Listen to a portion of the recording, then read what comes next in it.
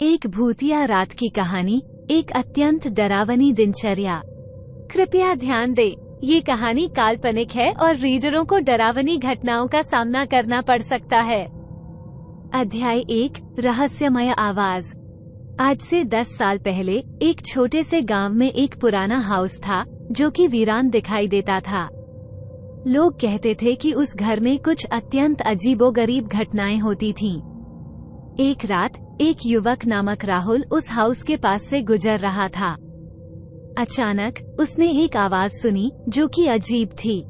वह ठहरा और आवाज का पता लगाने के लिए घर की ओर बढ़ा। कौन है? राहुल ने पूछा, लेकिन कोई जवाब नहीं आया। उसने फिर से पूछा, क्या कोई है? तब वह आवाज फिर से सुनाई दी, पर यह बार और भी अजीब थी। वह एक निराशा व्यक्ति की आवाज थी जो अपनी सहायता के लिए गुहार रहा था। राहुल की धड़कनें तेज हो गईं। वह घबराया, लेकिन फिर सोचा कि शायद ये किसी गलतफहमी का परिणाम है। वो फिर से आवाज की ओर बढ़ा, इस बार जोर से बोलते हुए, कौन है वहाँ? क्या आप ठीक हैं? अध्याय 3, अत्यंत असामान्य घटनाएं। उसकी जिंदगी में वह दिन था जब राहुल ने अपने दोस्त संजय के साथ हाउस में एक आजीवन स्थायी अनुभव की बात की। दोनों ने वहां कुछ भी अत्यधिक असामान्य नहीं देखा, लेकिन फिर भी उन्हें वहां की वातावरण में कुछ अलग लग रहा था। वे रात को वहां रुके और उन्होंने एक भयानक सपना देखा।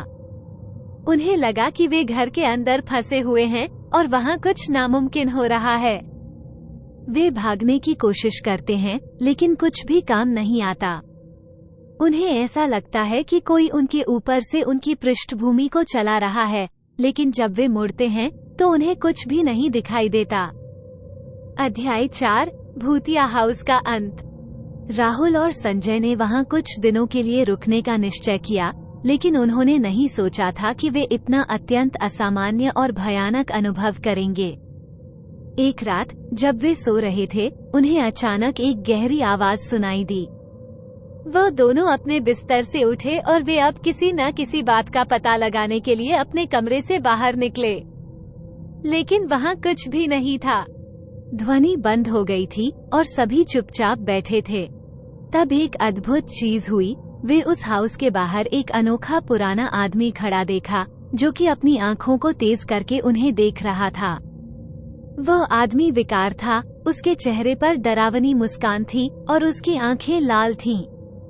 राहुल और संजय को उसका दृश्य देखकर भय हुआ और वे उसके और अधिक कदम नहीं बढ़ा। अध्याय 5, अनजानी भूमिका। दोनों ने उस अद्भुत आदमी के रूप में किसी को पहचाना नहीं। वह उन्हें देखता रहा, लेकिन कुछ भी नहीं बोला। तब एक अचानक आवाज सुनाई दी, तुम यहाँ क्या कर रहे हो? राहुल और संजय दोनों हैरान हो गए। उन्होंने एक दूसरे की ओर देखा, पर उन्हें कोई जवाब नहीं मिला।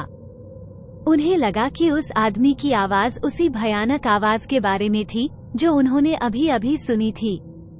तब एक अचानक उस आदमी ने एक दिव्य आवाज में कहा, तुम्हारे पास यहाँ आने का कोई कारण नहीं है, तुम्हें जाना चाहिए। राहुल और संजय ने उस आदमी को और भयानक देखा और तब उन्होंने तेजी से उस स्थान से भागना शुरू किया जहां वे खड़े थे। वे भागते भागते अपने घर पहुंचे और कभी भी उस स्थान को देखने का साहस नहीं किया। अध्याय 6, निराशाजनक समाप्ति। राहुल और संजय की उस रात के बाद वे कभी भी वहां वापस नहीं गए। वह घटना उनके दिमाग में अब तक जीती है और उन्हें आशंका है कि क्या वह अद्भुत आदमी वास्तव में एक भूत था या फिर कुछ और है। वे कभी भी उस भूतिया हाउस के पास नहीं गए और वहां की अजीबोगरीब घटनाओं को भूलने का प्रयास किया, लेकिन वे हमेशा उस रात को याद करते हैं जब उन्होंने वहां एक अद्भुत अनुभव किया। इस तरह भूतिया हाउस की रहस्यमय घटना राहुल और संजय की जिंदगी में एक अद्वितीय स्थान बन गई, जिसका समाधान कोई नहीं जानता था और शायद कभी नहीं जाने वाला है।